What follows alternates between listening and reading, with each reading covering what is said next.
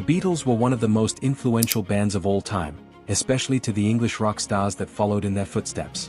During the Britpop explosion in the 1990s, it was clear that more than a few bands were inspired by the Fab Four.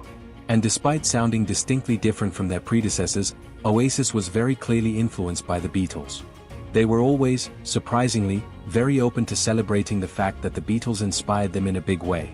There are some pretty obvious comparisons that one could draw. At the very least, both bands became famous in a whirlwind of attention.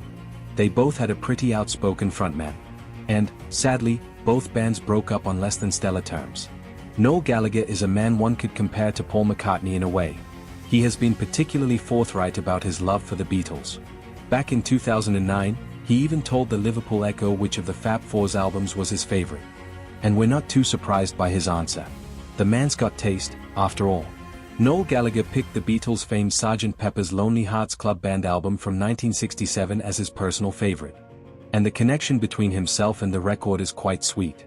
It is special for me because I was born on May 29th, and its Sgt. Pepper came out on the June 1st, Gallagher said in the interview. So when I was being born in St. Mary's Hospital, Manchester, it was being played on hospital radio. Gallagher went even further to say that the album has become more special to him as the years go by. The songs are not rocking or having it, it's very floaty and dreamy. I think the older you get the more you appreciate it, he said.